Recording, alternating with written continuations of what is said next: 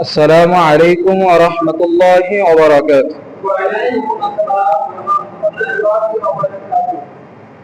إن الحمد لله نحمده ونستعينه ونستغفره ونعوذ بالله من شرور أنفسنا ومن سيئات أعمالنا. من يهده الله فلا مضل له ومن يضلله فلا هادي له. أشهد أن لا إله إلا الله وحده لا شريك له وأشهد أن محمدا عبده ورسوله. يا أيها الذين آمنوا اتقوا الله حق تقاته ولا تموتن إلا وأنتم مسلمون. يا أيها الناس اتقوا ربكم الذي خلقكم من نفس واحدة وخلق منها زوجها وبث منهما رجالا كثيرا ونساء واتقوا الله الذي تساءلون به والأرحام إن الله كان عليكم رقيبا. يا أيها الذين آمنوا اتقوا الله وقولوا قولا سديدا يصلح لكم أعمالكم ويغفر لكم ذنوبكم ومن يطع الله ورسوله فقد فاز فوزا عظيما. أما بعد فإن خير الحديث كتاب الله وخير الهدي هدي النبي صلى الله عليه وسلم وشر الأمور محدثاتها وكل محدثة بدعة وكل بدعة ضلالة وكل ضلالة في النار. وقال الله تعالى في القرآن المجيد ونفعنا وإياكم بذكر الحكيم. أعوذ بالله من الشيطان الرجيم. إن إبراهيم كان أمة قانتا لله حنيفا ولم يك من المشركين. মুআজ্জাজ মুহতারাম মুসল্লিয়ান কিরাম, প্রশংসা একমাত্র কেবলমাত্র আল্লাহ সুবহানাহু ওয়া তাআলার জন্য, যিনি আমাদেরকে মুসলিম করে সৃষ্টি করেছেন, যিনি আমাদেরকে তার পবিত্র বিধান জুমার সালাতের উদ্দেশ্যে, জুমার খুতবা শ্রবণের উদ্দেশ্যে আগে আগে মসজিদে আসার, জুমার খুতবা শ্রবণ করার তৌফিক দান করেছেন। এই জন্য সকলেই শুকরিয়া আদায় করি, বলি আলহামদুলিল্লাহ। শান্তি বর্ষিত হোক আকায়ে নামদার তাজদারি মদিনা আহমদ মুস্তফা মুহাম্মদ মুস্তফা সাল্লাল্লাহু আলাইহি ওয়াসাল্লামের উপর, যাকে এই দুনিয়াতে প্রেরণ করা হয়েছিল মানুষকে কুফরের পথ থেকে তাওহীদের পথে নিয়ে আসার জন্য, মানুষকে গুমরাহির পথ থেকে হেদায়েতের পথে নিয়ে আসার জন্য, মানুষকে জাহেলিয়াতের পথ থেকে হেদায়েতের পথে নিয়ে আসার জন্য। সেই আদর্শ নবী, আদর্শ ইমাম, যার আইন সমাজে প্রতিষ্ঠিত করা, সমাজে বাস্তবায়ন করা প্রত্যেকটি মানুষের উপর ফরজ করে দেওয়া হয়েছে। যদিও আজকে আমরা মানুষ বিভিন্ন দল মত তরিকা ইজম মাযহাব বিভিন্ন দিক বিদিক ছোটাছুটি করে আমরা নিজেরাই নিজেদেরকে ক্ষতিগ্রস্ত করে তুলছি। সেই আদর্শ নবী, আদর্শ ইমাম, ইমামুল মুরসালিন, খাতামুন নবিয়্যিন, ইমামে আযম, কায়নাতে আযম মুহাম্মদ সাল্লাল্লাহু আলাইহি ওয়াসাল্লাম ও তার পরিবার বর্গ, তার সকল সাহাবীদের উপর দরুদ বর্ষিত হোক। আল্লাহুম্মা সাল্লি আলাইহি আল্লাহুম্মা বারিক আলাইহি। প্রিয় উপস্থিতি, আজকে আমাদের খুতবার বিষয়বস্তু, যে ব্যক্তি তাওহীদ প্রতিষ্ঠা করবে সে ব্যক্তি বিনা হিসাবে জান্নাতে প্রবেশ করবে। এই বিষয়ের উপরে কোরআন এবং সুন্নাহ থেকে তত্ত্ব ও তত্ত্ববহুল আলোচনা করার চেষ্টা করব। আমা তাওফীকি ইল্লা বিল্লাহ, আলাইহি তাওয়াক্কালতু ওয়া ইলাইহি উনীব। আমরা বিগত কয়েক জুমা ধরে তাওহীদ সম্পর্কে আলোচনা করতেছি। তাওহীদ শব্দের অর্থ হলো একক, আল্লাহ সুবহানাহু ওয়া তাআলাকে এক বলে জানা, এক বলে মানা। এবং শরঈ পরিভাষায় আল্লাহ তাআলাকে ইলাহ হিসেবে মানা, আল্লাহ তাআলাকে রব হিসেবে মানা, আল্লাহ সুবহানাহু ওয়া তাআলার যত গুণাগুণ আছে, যত নাম আছে, সমস্ত নামগুলোর উপরে আমল করা এবং সেটা বিশ্বাস করা, এটাই হলো তাওহীদ। এই তাওহীদ প্রতিষ্ঠা করলে গত জুমায় আমরা শুনেছিলাম তার পিছনের সমস্ত গুনাহ আল্লাহ সুবহানাহু ওয়া তাআলা মাফ করে দিবেন।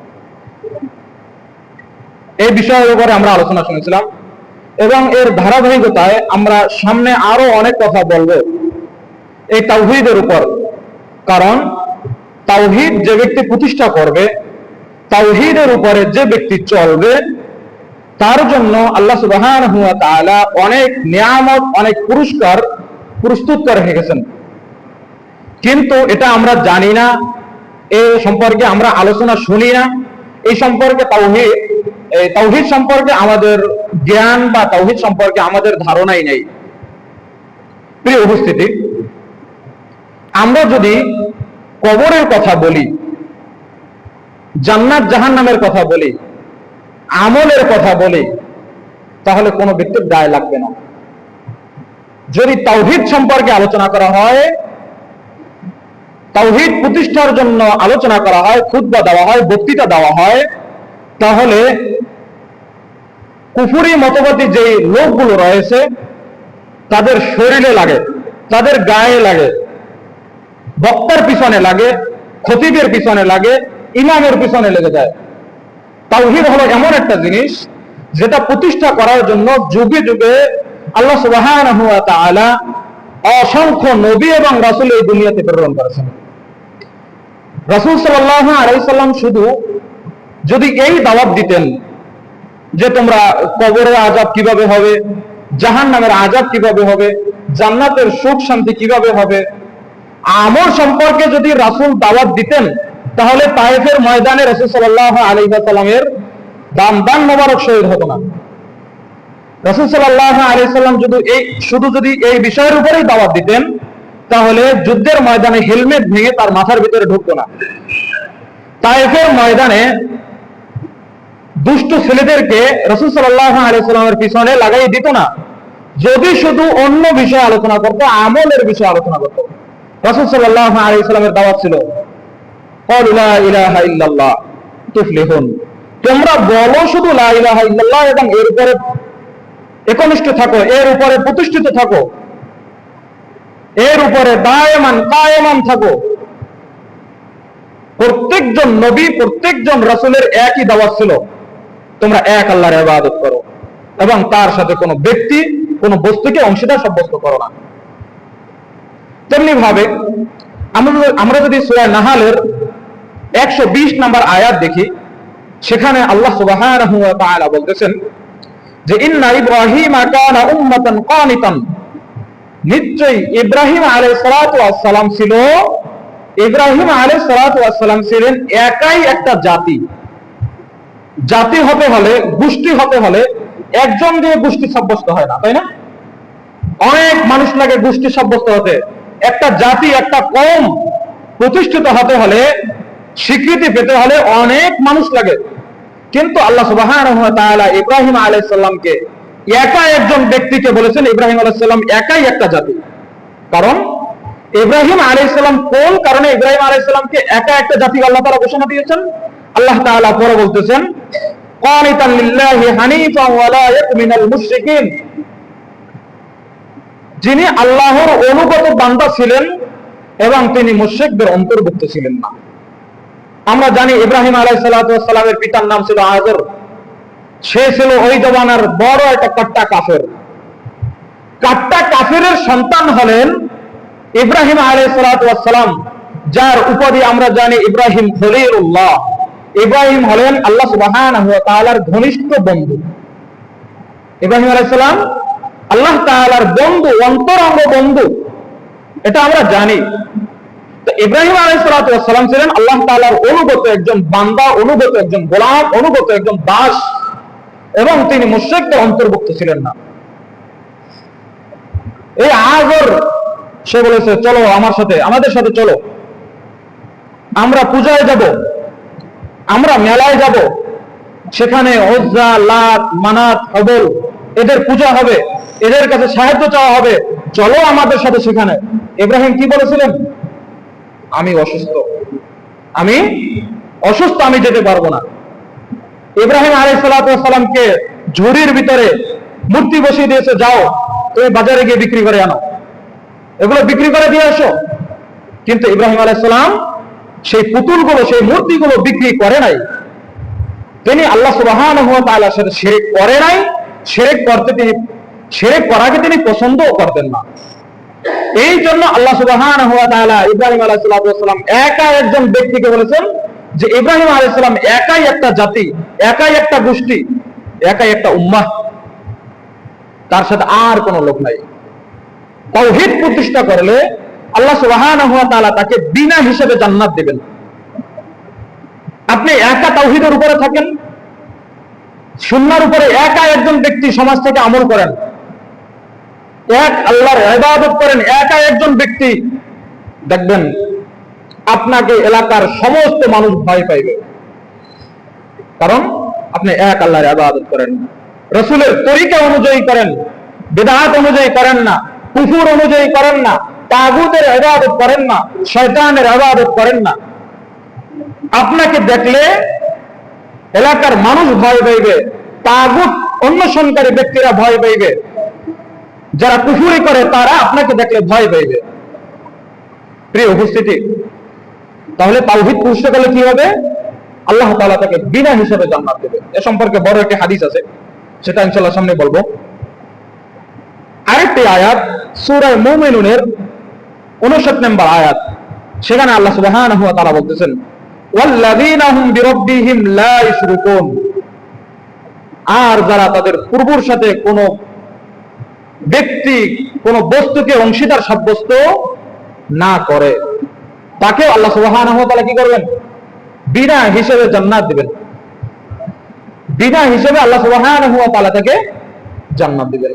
তাহলে আল্লাহ সুবহানাহু ওয়া তাআলার সাথে, পূর্বর সাথে কোনো ব্যক্তি, কোনো বস্তুকে অংশীদার সাব্যস্ত করা যাবে না। ছোট্ট একটি উদাহরণ দেই। আব্দুল ওয়াহাব রাহিমাহুল্লাহ, তিনি ছিলেন তাওহীদপন্থী, তাওহীদবাদী একজন বিশিষ্ট আলেম, যিনি সৌদি আরবে তাওহীদ প্রতিষ্ঠা করেছেন, যার কারণে সৌদি আরবে কোনো মাজার নাই, কোনো পীর নাই, সেখানে খানকা নাই, দরগা নাই। সৌদি আরবে, আরব কান্ট্রিতে এগুলো নাই। কারণ তিনি দাওয়াতি কাজের মাধ্যমে ওই সমাজ থেকে এই কুফরগুলো, এই শিরকগুলো তিনি উঠিয়ে দিয়েছেন। তার একটি ঘটনা, এই আব্দুল ওয়াহাব রাহিমাহুল্লাহ তিনি তার ছাত্রদেরকে তাওহীদ সম্পর্কে পড়াচ্ছেন, শিরক কুফর সম্পর্কে ছাত্রদেরকে দর্শ দিচ্ছেন, কিন্তু ছাত্ররা অমনোযোগী। ছাত্ররা বলতেছে, ওস্তাদ জি, আমরা তাওহীদ সম্পর্কে বুঝে ফেলেছি, আমরা কুফর সম্পর্কে বুঝে নিয়েছি, আমরা শিরক সম্পর্কে বুঝে নিয়েছি, আমরা আর এগুলো পড়তে চাই না। আব্দুল ওয়াহাব রাহিমাহুল্লাহ তিনি বলতেছেন, শোনো, অমুক এলাকায় এক ছেলে তার মায়ের সাথে জিনা করেছে, এখন তোমরা এটা কিভাবে নেবে? ছাত্ররা তো গরম হয়ে গেছে যে কি করছে, মায়ের সাথে জিনা করছে, কত বড় গুনাহ। তারা তো লাঠি সোটা নিয়ে রেডি, তাকে হত্যা করার জন্য যাবে, তাকে কতল করার জন্য যাবে। তখন আব্দুল ওয়াহাব রাহিমাহুল্লাহ তিনি বলতেছেন, দেখো, সে তো তার মায়ের সাথে জিনা করেছে। তোমাদেরকে উদাহরণ দেওয়ার জন্য আমি এই কথাটা বলতেছি যে সে তো তার মায়ের সাথে জিনা করেছে, এই জন্য তোমার মাথার রক্ত গরম হয়ে গেছে। তোমরা তাকে মারতে যাওয়ার জন্য, পিটানোর জন্য, হত্যা করার জন্য প্রস্তুতি গ্রহণ করেছো। সে তো একটা মাত্র কবিরা গুনাহ করেছে। আর যারা শিরক করে, আল্লাহ সুবহানাহু ওয়া তাআলার সাথে যারা অংশীদার সাব্যস্ত করে, তাদের জন্য জান্নাত চিরস্থায়ী হারাম। জান্নাত চিরস্থায়ী হারাম, যারা আল্লাহ সুবহানাহু ওয়া তাআলার সাথে শিরক করে। আর যারা জেনা করে তাদের শাস্তি হলো কাবিরা গুনাহ। সে বড় একটা গুনাহ করেছে, শাস্তি ভোগ করার পরে কিছুদিন পরে আবার জান্নাতে প্রবেশ করবে। মায়ের সাথে জেনা করেছে, বোনের সাথে জেনা করেছে, শাশুড়ির সাথে জেনা করেছে, সে কাবিরা গুনাহ করেছে। এই কাবিরা গুনার শাস্তি ভোগ করার পরে সে আবার জান্নাতে যাবে। কিন্তু যে ব্যক্তি তাওহীদ প্রতিষ্ঠা করবে না, যে ব্যক্তি শিরক করবে, আল্লাহ সুবহানাহু ওয়া তাআলার সাথে, রবের সাথে, খালেকের সাথে কোন ব্যক্তি কোন বস্তুকে অংশীদার সাব্যস্ত করবে, সে কোনোদিনও জান্নাতে যেতে পারবে না। তাই কোনটা বড় গুনাহ? কোনটা বলেন? শিরক হলো বড় গুনাহ। তাওহীদ প্রতিষ্ঠা করতে হবে, সমাজ থেকে শিরককে বিভূতিত করতে হবে, শিরককে সমাজ থেকে উঠিয়ে দিতে হবে। যত ধরনের শিরক আছে সমস্ত ধরনের শিরক সমাজ থেকে উঠিয়ে দিতে হবে। সমস্ত ধরনের অন্যায়গুলো যেগুলো আল্লাহ সুবহানাহু ওয়া তাআলার সাথে হয় সেগুলো সমাজ থেকে উঠিয়ে দিতে হবে। একটি কথা মনে রাখবেন, কেউ যদি শিরক করে তাহলে সে আল্লাহ সুবহানাহু ওয়া তাআলাকে অপমানিত করলো।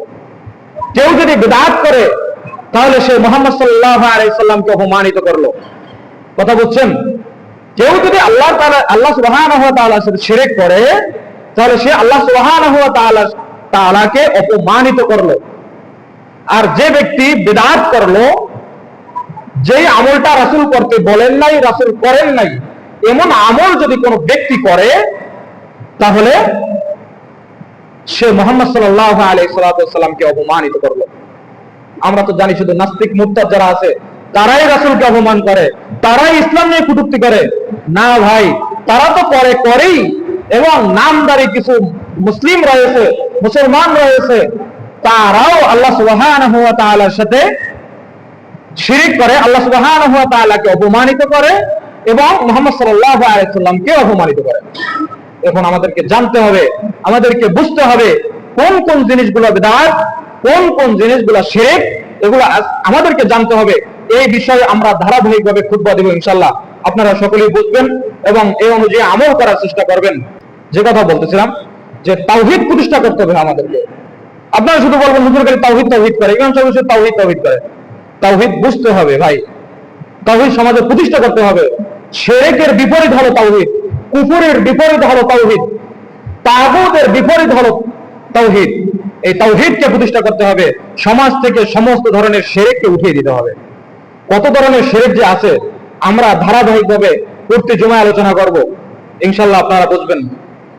প্রিয় উপস্থিতি, বড় একটি হাদিস আমরা শুনি যে তাওহীদ কি জিনিস। একটি হাদিসের ভিতরে রাসূল সাল্লাল্লাহু আলাইহি সাল্লাম তিনি বলেছেন যে 70,000 লোক থাকবে যারা বিনা হিসাবে জান্নাতে প্রবেশ করবে, তাদের কোনো প্রকার আযাব দেওয়া হবে না। কারা? তাদের বৈশিষ্ট্য, তাদের নাম আল্লাহ সুবহানাহু ওয়া তাআলা রাসূল সাল্লাল্লাহু আলাইহি সাল্লাম উল্লেখ করেন নাই।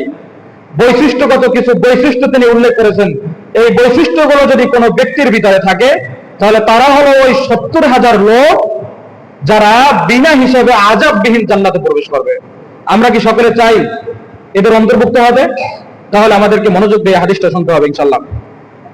রাসূল সাল্লাল্লাহু আলাইহি ওয়াসাল্লাম বলতেছেন, বুখারী এবং মুসলিমের এই হাদিসটি, নবী সাল্লাল্লাহু আলাইহি ওয়াসাল্লাম বলতেছেন, উরিদাত আলাইয়া উমামু, যে আমার সামনে অনেক মানুষ উপস্থিত করা হলো, আমার সামনে অনেক মানুষ উপস্থিত করা হলো। তিনি দেখতেছেন তার সামনে অনেক মানুষ উপস্থিত করা হলো। ফারাআইতুন নাবিয়্যা মাআহু রাহতু, আমি দেখলাম একজন নবী, তার সাথে অনেক তার উম্মত রয়েছে। অল্প কয়েকজন উম্মত রয়েছে, একজন মানুষ, একজন নবী, তার সাথে কিছু সংখ্যক উম্মত আছে। কিয়ামতের মাঠে একজন নবী, তার সাথে অল্প সংখ্যক কিছু উম্মত রয়েছে, তার সাথী রয়েছে তার সাথে। নবী সাল্লাল্লাহু আলাইহি সাল্লাম আরো বলতেছেন যে ওয়ান নাবিয়্যা মাআহু রাজুলু ওয়া রাজুলান, আমি দেখলাম একজন নবী এবং তার সাথে একজন তার উম্মত। একজন নবী, একজন তার উম্মত। কারণ নবী সাল্লাল্লাহু আলাইহি সাল্লাম অন্যান্য নবীরা দাওয়াত দিয়েছে তার উম্মত সেটা গ্রহণ করে নাই, তার জাতি সেটা গ্রহণ করে নাই। কোন কোন নবীর সাথী থাকবে অল্প কিছু সংখ্যক, 100, 150, 200 জন। কোন কোন নবীর সাথে থাকবে একজন নবী, একজন তার উম্মত। রাসূল সাল্লাল্লাহু আলাইহি ওয়াসাল্লাম আরো বলতেছেন যে ওয়ান নাবিয়্যু লাইসা মাহু আহাদুন, এবং কোন কোন নবী থাকবে তিনি একাই, তার সাথে কোনো নবী নাই, তার সাথে কোনো, ওই নবীর সাথে কোনো সাহাবী নাই, কোনো উম্মত নাই। প্রিয় উপস্থিতি, রাসূল সাল্লাল্লাহু আলাইহি ওয়াসাল্লাম আরো বলতেছেন এই যে রফিয়া আলী সাওয়াদুন আযীম, অতঃপর আমার সামনে অনেক সংখ্যক লোক আমার সামনে উপস্থিত করা হবে, বহু সংখ্যক লোক আমার সামনে উপস্থিত করা হবে। ফাযানানতু আন্নাহুম উম্মতি, আমি ভাবলাম এগুলো আমার উম্মত, আমি মনে করতেছি এই যে অনেক সংখ্যক লোক এটা আমার উম্মত। তখন ফেরেশতারা বলতেছে ফাকিল আলী হাযা মূসা কওমুহু, এটা হলো মূসা আলাইহিস সালাতু ওয়াস সালামের কওম, এটা হলো মূসা আলাইহিস সালাতু ওয়াস সালামের জাতি। পরবর্তীতে রাসূল সাল্লাল্লাহু আলাইহি ওয়াসাল্লাম আরো বলতেছেন ফানাযারতু ফাইযা সাওয়াদুন আযীম, ওই যে অনেক সংখ্যক লোক তার থেকেও বহু সংখ্যক লোকের একটি জাতি, একটা গোষ্ঠী আমার সামনে উপস্থিত করা হলো। ফাকিল আলী, এবং বলা হলো হাযিহি উম্মাতুকা, এটি হলো আপনার উম্মত, এটা হলো আপনার জাতি। ইব্রাহিম আলাইহিস সালামের জাতি থাকবে অনেক, কিন্তু তার থেকেও বহু সংখ্যক গুণ বেশি জাতি থাকবে মুহাম্মদ সাল্লাল্লাহু আলাইহি ওয়াসাল্লাম। প্রিয় উপস্থিতি, রাসূল সাল্লাল্লাহু আলাইহি ওয়াসাল্লাম আরো বলতেছেন যে ওয়া মাহুম 70,000 ইয়াদখুলুনাল জান্নাহ বিগাইরি হিসাবি ওয়ালা আযাব, এবং এই যে অনেক সংখ্যক লোক, এই আলামিন কথা বলো না, চলে বসো, এই যে অনেক সংখ্যক লোক, তার সাথে আরো অতিরিক্ত 70,000 লোক থাকবে, তারা আযাববিহীন বিনা হিসেবে জান্নাতে প্রবেশ করবে। তারপরে সুম্মা নাহাযা ফাদাখালা মানজিলুহু, অথবা রাসূল সাল্লাল্লাহু আলাইহি ওয়াসাল্লাম এই কথা বলার পরে তার হুজরার ভিতরে, তার রুমের ভিতরে, তার ঘরের ভিতরে তিনি প্রবেশ করলেন। তিনি বললেন না যে এই সমস্ত লোক কারা, শুধু বলেছেন যে এই যে অনেক সংখ্যক লোক থাকবে, তার সাথে আরো অতিরিক্ত 70,000 লোক থাকবে, তারা বিনা হিসেবে আযাববিহীন জান্নাতে প্রবেশ করবে। কিন্তু তাদের বৈশিষ্ট্য আল্লাহ রাসূল সাল্লাল্লাহু আলাইহি ওয়াসাল্লাম উল্লেখ না করেই ঘরের ভিতরে প্রবেশ করলেন। ইতিমধ্যে সাহাবারা একে অপরের সাথে কথা বলতে লাগলেন যে ফাকালা বাদুহুম, কেউ কেউ বললেন ফালা আল্লামুহুল্লাযীনা সাহিবু রাসূলুল্লাহ সাল্লাল্লাহু আলাইহি ওয়াসাল্লাম, কেউ কেউ বলতেছেন ওই 70,000 লোক হলো তারা যারা রাসূল সাল্লাল্লাহু আলাইহি ওয়াসাল্লামের উম্মত। আবার ফাকালা বাদুহুম, কেউ কেউ বলতেছেন ফালা আল্লাহুল্লাযী উলিদতু, যে যারা জন্মগ্রহণ করেছে, যারা ইসলামের উপরে জন্মগ্রহণ করেছে, ফিল ইসলামি ফালাম ইশরিক বিহি শাইআ, যে ব্যক্তি জন্মগ্রহণ করেছে, যারা জন্মগ্রহণ করেছে ইসলামের উপর, ইসলামের ফিতরাতের উপর, এবং তার রবের সাথে কোনো ব্যক্তি কোনো বস্তুকে অংশীদার সাব্যস্ত করে নাই। তাহলে সাহাবারা কি বলতেছেন যে ওই সমস্ত লোক হলো তারা যারা তার রবের সাথে কোনো ব্যক্তি কোনো বস্তুকে অংশীদার সাব্যস্ত করে নাই, যারা ইসলামের উপরে জন্মগ্রহণ করেছে। এবং তিনি আরো বলতেছেন, সাহাবায়ে কেরাম আরো বলতেছেন যে ওই সমস্ত লোক হলো তারা যারা মুহাম্মদ সাল্লাল্লাহু আলাইহি ওয়াসাল্লামের সাহাবী, তারা। তারপরে কি দেখেন, রাসূল সাল্লাল্লাহু আলাইহি ওয়াসাল্লাম কি বলেন, ফাখাজা আলাইহিম রাসূলুল্লাহ সাল্লাল্লাহু আলাইহি ওয়াসাল্লাম, রাসূল সাল্লাল্লাহু আলাইহি ওয়াসাল্লাম তারপরে তার হুজরা থেকে, তার ঘর থেকে বের হলেন, ফাআকবারু, এই খবর দেওয়ার জন্য যে ওই 70,000 লোক কারা। এই দেখেন এখানে 4টি বৈশিষ্ট্য আল্লাহ রাসূল সাল্লাল্লাহু আলাইহি ওয়াসাল্লাম উল্লেখ করেছেন, একটু মনোযোগ দিয়ে শুনেন 4টি বৈশিষ্ট্য কি।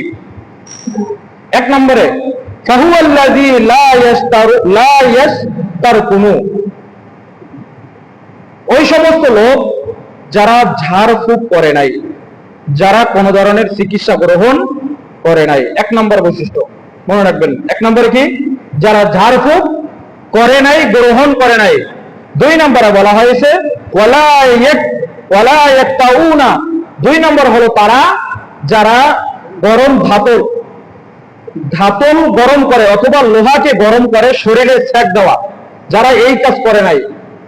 3 নম্বরে রাসূল সাল্লাল্লাহু আলাইহি ওয়াসাল্লাম বলতেছেন ওয়ালা ইয়াতাতায়্যারুনা, এবং যারা পাখি উড়িয়ে ভাগ্য নির্ণয় করে নাই।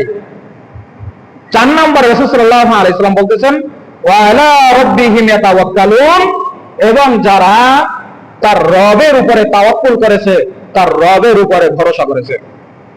তাহলে 1 নম্বর বৈশিষ্ট্য কি বলেছেন? লা ইয়াস্তারকুনা, যারা চিকিৎসা গ্রহণ করে নাই অথবা যারা ঝাড়ফুঁক গ্রহণ করে নাই। দেখেন, সন্তান অসুস্থ হয়ে পড়েছে, অথবা বাচ্চা রাত্রে ঘুমায় না, কান্নাকাটি করে, ঘুম থেকে লাফাইয়ে ওঠে, ঘুম থেকে ফাল দিয়ে ওঠে, এখন কি করে? ওজার কাছে যায়। কি করে? যে তাবিজ দেয় তার কাছে যায়। কি করে? ইমাম সাহেবের কাছে যায়। সে আল্লাহর উপরে তাওয়াক্কুল না করেই সে ওজার উপরে তাওয়াক্কুল করেছে, ওই হুতা পড়া, ওই পানি পড়া, ওই তেল পড়ার উপরে তাওয়াক্কুল করেছে। সর্বপ্রথম মুমিন যারা তাওহীদ প্রতিষ্ঠা করে তাদের উচিত হবে, যখনই শুনবে যে সন্তান অসুস্থ হয়ে পড়েছে, যখনই শুনবে সন্তান অসুস্থ হয়ে পড়েছে, সাথে সাথে সালাতে দাঁড়িয়ে যাবে, 2 রাকাত সালাত আদায় করবে, তারপরে কায়মনা বাক্যে আল্লাহ সুবহানাহু ওয়া তাআলার কাছে দোয়া করবে যে আল্লাহ তুমি আমার সন্তানকে সুস্থতা দান করো। হে আল্লাহ তুমি আমার সন্তানকে সুস্থতা দান করো। আমার সন্তান তো ঘুমে লাফিয়ে ওঠে, আমার সন্তান তো কান্নাকাটি করে, আমার সন্তান তো কিছু খাইতে চায় না। এমন মানুষ পাওয়া এই সমাজে দুষ্কর, এই সমাজে পাওয়া দুষ্কর। তাহলে তাওহীদ কিভাবে প্রতিষ্ঠা হবে?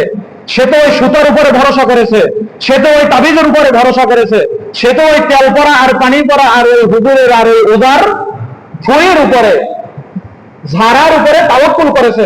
সে তো আল্লাহর উপরে তাওয়াক্কুল করে নাই। আযহাবিল বাস রাব্বান নাস ওয়াশফি আনতা শাফি লা শিফা ইল্লা শিফাউকা লা ইউগাদিরু সাকামা। এই দোয়া তো আমরা জানি না। অসুস্থ হয়ে গেলে, অসুস্থ ব্যক্তিকে দেখতে গেলে তার পাশে গিয়ে এই দোয়া পড়তে হয়, তার পাশে গিয়ে এই দোয়া পড়তে হয়। ইনশাআল্লাহ আমরা এই দোয়াটা সকলেই মুখস্থ করে নেব ইনশাআল্লাহ। তাহলে 1 নম্বরে আল্লাহর উপরে তাওয়াক্কুল করতে হবে। সর্বপ্রথম আল্লাহ সুবহানাহু ওয়া তাআলার কাছে দোয়া করতে হবে, ইয়া আল্লাহ আপনি হলেন সুস্থতা দানকারী, আপনি হলেন ডাক্তারের ডাক্তার, আপনি বড় সুস্থতা দানকারী, আপনি আমার সন্তানকে সুস্থতা দান করুন। কিন্তু আজকে কি করি আমরা? জিনে ধরলেই আগে যাই তাবিজের কাছে, আগে যাই ওজার কাছে, আগে যাই ওই হুজুরের কাছে, যে হুজুর তাবিজ দেয়, আগে যাই ওই তাবিজের কাছে। প্রিয় হাজিরিন, তাহলে 1 নম্বর কি কাজ করতে হবে? যখনই কোনো বিপদ আপদ শুনবেন, সন্তান অসুস্থ, কেউ অ্যাক্সিডেন্ট করেছে, তাহলে সাথে সাথে সালাতে দাঁড়িয়ে যেতে হবে এবং আল্লাহ সুবহানাহু ওয়া তাআলার কাছে কায়মনা বাক্যে দোয়া করতে হবে। 2 চোখের পানি হাত তুলে দোয়া করবেন, 2 চোখের পানি ফেলিয়ে আল্লাহ সুবহানাহু ওয়া তাআলার কাছে দোয়া করবেন যে আল্লাহ আপনি আমার সন্তানকে সুস্থ প্রদান করুন, আপনি আমার মা এবং বাবাকে সুস্থ প্রদান করুন, আপনি আমার দাদা দাদি নানা নানিকে সুস্থতা দান করুন। কিন্তু আমরা তো তা করি না। অসুস্থ হয়ে যাওয়ার সাথে সাথে অ্যাম্বুলেন্স খবর দাও, মাকে নিয়ে হাসপাতাল যেতে হবে, বাচ্চা হবে, সিজার লাগবে, সাথে সাথে হাসপাতাল নিয়ে দৌড়াচ্ছে। কিন্তু একবারের জন্য আল্লাহ সুবহানাহু ওয়া তাআলার কাছে বলে না যে আল্লাহ আপনি যে অসুস্থ হয়ে গেছে পরিপূর্ণভাবে সুস্থতা দান করুন এবং বাচ্চা হবে, সিজার ছাড়া যেন বাচ্চা হয়, আপনি একটু তৌফিক দান করুন। একবারের জন্য আমরা বলি না। কখন বলি? কখন আল্লাহর কাছে আসি? কখন মানুষের কাছে দোয়া চাই? যখন দুনিয়ার সমস্ত ডাক্তার ফেল করেছে, সমস্ত কবিরাজ ফেল করেছে, তখন আসি মসজিদে, তখন আসি নামাজে, তখন রাত্রে উঠে, তখন নামাজের পরে 2 হাত তুলে আল্লাহর কাছে দোয়া করি। অথচ এটা উচিত ছিল আগে আল্লাহ সুবহানাহু ওয়া তাআলার কাছে দোয়া করা। 2 নম্বরে হলো ওয়ালা ইয়াক্তাউনা, এবং যারা লোহাকে গরম করে শরীরে সেক দেয়। কিছু কিছু রোগ আছে, আইয়ামে জাহিলিয়াতের যুগে এগুলো করা হতো, যে লোহাকে গরম করে, কোন ধাতুকে গরম করে শরীরের যে স্থানে পীড়া হতো, শরীরের যে স্থানে ব্যথা হতো, ওই স্থানে সেক লাগিয়ে দিত। লোহা গরম করে ওই স্থানে সেক লাগিয়ে দিত, তাহলে সুস্থ হয়ে যেত। এটা ইসলাম সাপোর্ট করে না, করে একেবারে শেষ মুহূর্তে গিয়ে, একেবারে শেষ মুহূর্তে গিয়ে যত চিকিৎসা আছে সমস্ত চিকিৎসা ফেল করেছে, তখন এটা এসে সাপোর্ট করে।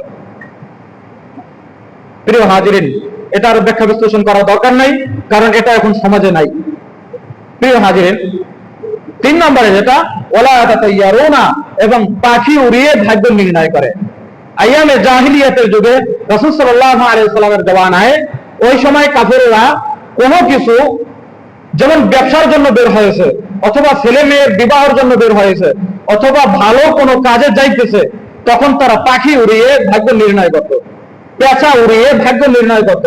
পেঁচা যদি উঠে বাম দিকে চলে যেত তাহলে তারা এটাকে অশুভ মনে করত, যদি সেটা উড়ে ডান দিকে চলে যেত তাহলে তারা এটাকে শুভ মনে করত। তাহলে রাসূল সাল্লাল্লাহু আলাইহি ওয়াসাল্লাম কি বলেছেন যে ওই সমস্ত লোক যারা পাখি উড়িয়ে ভাগ্য নির্ণয় করে না এবং যারা কুসংস্কারের উপরে বিশ্বস্ত না, তারা 4 নম্বর বৈশিষ্ট্য সম্পর্কে রাসূল সাল্লাল্লাহু আলাইহি ওয়াসাল্লাম বলতেছেন ওয়া আলা রাব্বিহিম ইয়াতাওয়াক্কালুন, এবং যারা তার রবের উপরে তাওয়াক্কুল করে, তার রবের উপরে ভরসা করে।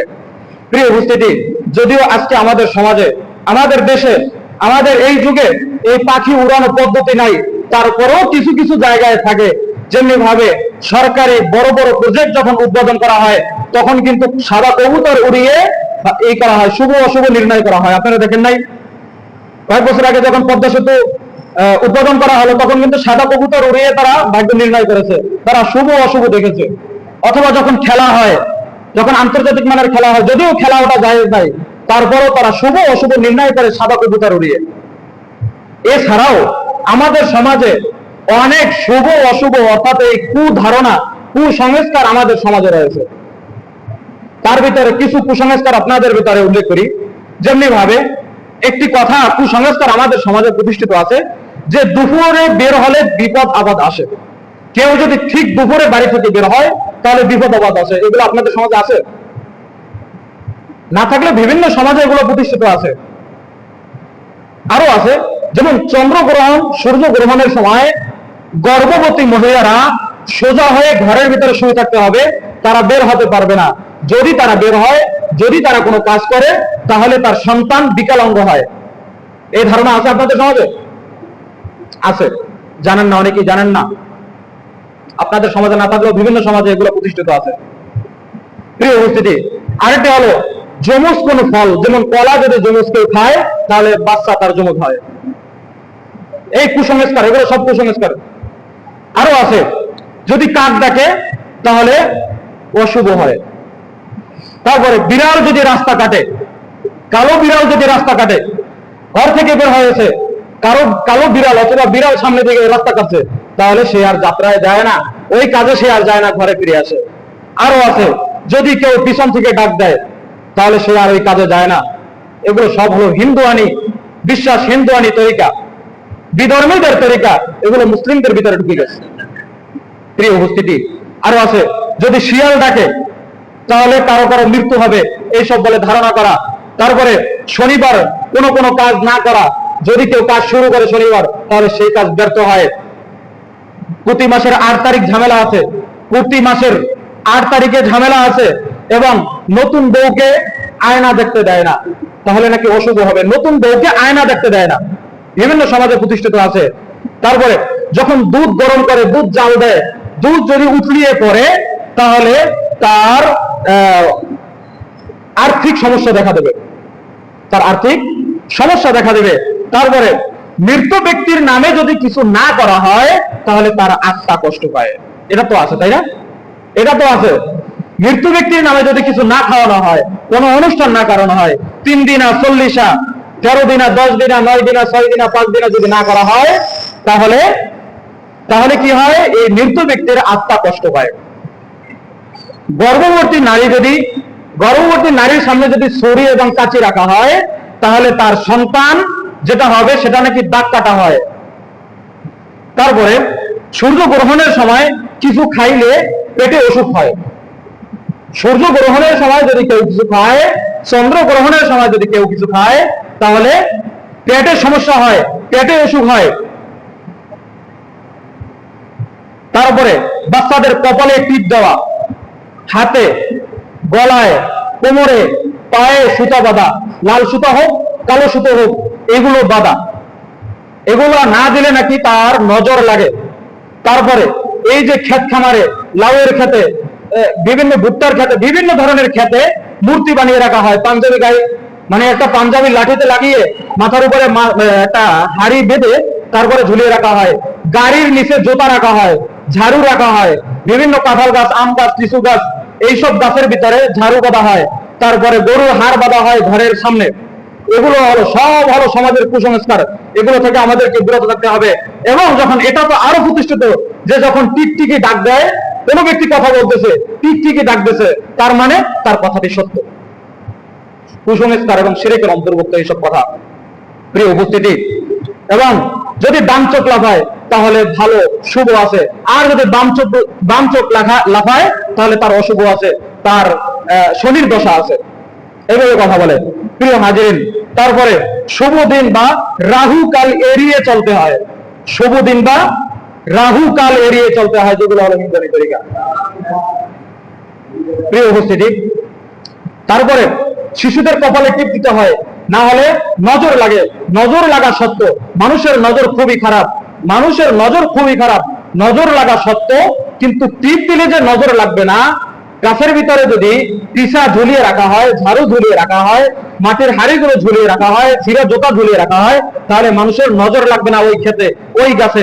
এসব হলো কুসংস্কার, এসব হলো শিরকের অন্তর্ভুক্ত। এখান থেকে আমাদেরকে দূরে থাকতে হবে। অথচ তিরমিজি এবং আবু দাউদের হাদিসে রাসূল সাল্লাল্লাহু আলাইহি ওয়াসাল্লাম বলতেছেন, আত-তাইরাতু শিরকুন, তৈরাত হলো শিরক, অর্থাৎ কুলক্ষণ গ্রহণ করা হলো শিরকের অন্তর্ভুক্ত। কেউ যদি, এছাড়াও আরো অনেক আছে, যেমনি ভাবে সন্ধ্যার সময় দোকান থেকে বাকি দেওয়া যায় না, বাকি চাওয়া যায় না, সকালবেলা বনি কাস্টমারের বাকি দেওয়া যায় না, এবং যখন বনি কাস্টমার টাকা দেয় ক্যাশ বাক্সে টাকা রেখে কপালে নাকে মুখে লাগাইয়া তারপর ক্যাশ বাক্সে রাখে। এবং যারা ড্রাইভার আছে, যারা রিক্সা চালক বা বিভিন্ন ড্রাইভার যারা আছে, তাদেরকে যখন বনি কাস্টমার যখন প্যাসেঞ্জার যখন তাকে টাকা দেয়, সেই টাকাটা হ্যান্ডেলের সাথে লাগিয়ে কপালে লাগিয়ে চুমু খেয়ে তারপরে সেটা পকেটে রাখে। এগুলো হলো কুসংস্কার, এগুলো থেকে দূরে থাকতে হবে। এগুলোই হলো তাওহীদের বিপরীত, এগুলোই হলো শিরকের অন্তর্ভুক্ত। তারপরে বছরে একদিন নিরামিষ খেতে হবে। তারপরে সন্ধ্যার সময় সুই চাইলে দেওয়া হয় না, এবং তাগা চাইলে দেওয়া হয় না। তাগা তো চেনেন না, কালো সুতো যেটা তাগা, সেটা দোকানে গিয়ে চাইলে দেওয়া হয় না। কি বলতে হবে? যে কালো সুতো দেন, অথবা সেলাই করে না এগুলো দেন, এইভাবে বলতে হবে। সুই চাইলে দেয় না। এবং চুন যারা পান খায়, চুন দিয়ে চুন চাইলে দেয় না, এটা বলা যাবে না। বিভিন্ন ধরনের বিভিন্ন কুসংস্কার আমাদের সমাজের ভিতরে প্রতিষ্ঠিত আছে। প্রিয় হাজিরিন, এগুলো হলো বিধর্মীদের সংস্কৃতি, বিধর্মীদের কালচার। এগুলো মুসলমানদের ভিতরে, মুসলিমদের ভিতরে কখন যে ঢুকে গেছে আমরা নিজেরাও জানি না। আমার বাপ দাদা মুসলমান, এই জন্য আমি মুসলমান। তার বাবা মুসলমান, তার বাবা মুসলমান, সেই বংশ পরম্পরায় আজকে আমি মুসলমান। নামাজ নাই, রোজা নাই, হজ নাই, যাকাত নাই, পর্দা নাই, খুশিদা নাই, শিরক বিদআত কুফরের সাথে জড়িত, তাওহীদের সাথে, তাওহীদ থেকে দূরে তাগুতের ইবাদত করতেছে, অথচ সে মুসলিম। কেন? তার বাবা মুসলমান, এই জন্য সে মুসলমান। তার বাবা যদি হিন্দু হতো তাহলে সে হিন্দু হতো, তার বাবা যদি খ্রিস্টান হতো তাহলে সে খ্রিস্টান হতো, তার বাবা যদি ইহুদি হতো তাহলে সে ইহুদি হতো। মুসলিম কি জিনিস, ঈমান কি জিনিস, তাওহীদ কি জিনিস, কুফর কি জিনিস, এইটা আজ আমরা জানি না। ওই যে বাবা মুসলমান এই জন্য আমি মুসলমান, ওই যে দাদা মুসলমান ছিল এই জন্য বাবাও মুসলমান, তার সন্তান আমিও মুসলমান। বংশ পরম্পরায় আজ আমরা মুসলমান হয়ে আছি, কিন্তু তাওহীদ শিরক বিদআত সম্পর্কে আমাদের কোনো ধারণাই নাই। প্রিয় হাজিরিন, বুখারী এবং মুসলিমের আরো একটা হাদিস রয়েছে। রাসূল সাল্লাল্লাহু আলাইহি ওয়াসাল্লাম বলতেছেন, লা আদওয়া, ছোঁয়াছুঁয়ি রোগ বলতে কিছু নাই।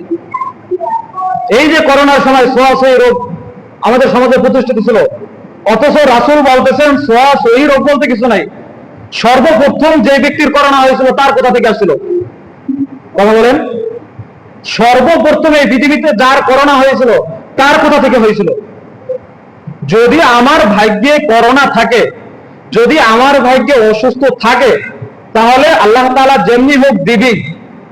এখন যে তার শরীরে আমার শরীর লাগছে, তার পোশাক আমি পরছি, সে যে গ্লাসে পানি পান করেছে আমি সেই গ্লাসে পানি পান করেছি, সে যে টেবিলে বসছে সেই টেবিলে বসছি, এই জন্য যে আমার রোগটা হচ্ছে, এইটা যদি কেউ বিশ্বাস করে তাহলে সে ঈমান থেকে বের হয়ে গেল, সে ইসলাম থেকে বের হয়ে গেল, তার ভিতরে আর ঈমান নাই।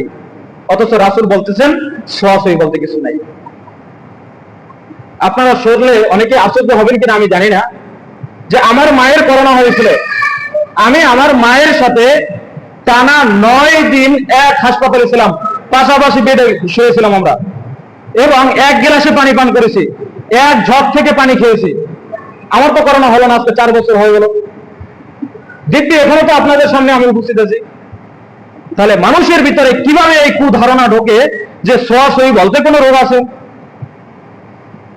আরো আছে, চোখ উদাহরণ বলেন আপনারা, চোখে যে ছোট বিষয়, যে ওগুলো যদি আরো একজন লোক দেখে, আরো কোনো লোক দেখে, তাহলে তারও নাকি এটা হয়। তাহলে সর্বপ্রথম যে বাচ্চার এই রোগটা হয়েছে তার কোথা থেকে আসলো? আপনারও তো ওই জায়গা থেকেই আসতে পারে। আল্লাহর উপরে তাওয়াক্কুল করতে হবে। ভালো মন্দ তাকদীরের উপর আপনারা ঈমান এনেছেন, আমানতু বিল্লাহি ওয়া মালাইকাতিহি ওয়া কুতুবিহি ওয়া রাসূলিহি ওয়াল ইয়াউমিল আখির ওয়াল কদরি খাইরিহি ওয়া শাররিহি মিনাল্লাহি তাআলা। ভালো মন্দ সবকিছু আল্লাহ সুবহানাহু ওয়া তাআলার পক্ষ থেকে আসে। কিন্তু আপনি বলতেছেন কি এগুলো অমুকের দোষ, তমুকের দোষ, এগুলো ছোঁয়াছুঁই রোগ, বিভিন্ন ধরনের কথা বলেন। এই সমস্ত অন্যায় অশ্লীল কথা থেকে আমাদেরকে বিরত থাকতে হবে।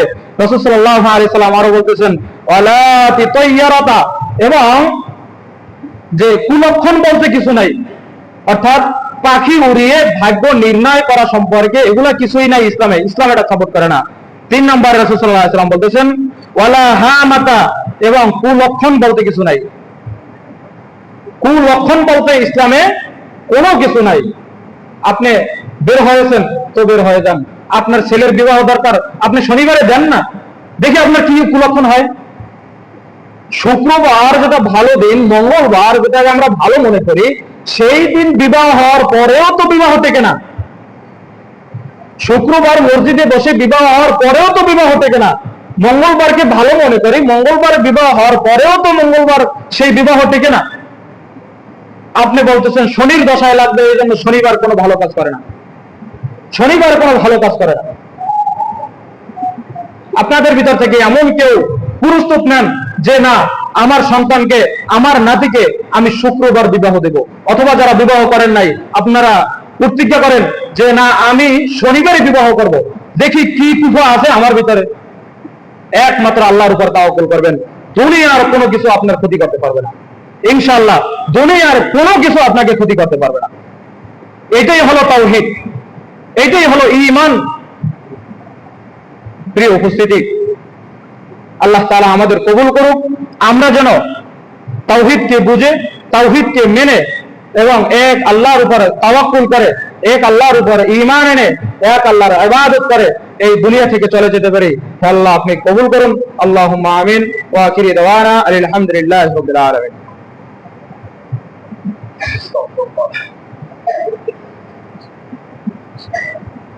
আলহামদুলিল্লাহি ওয়াহদা ওয়াসসালাতু ওয়াসসালামু আলা রাসূলিল্লাহ, আম্মা বাদ।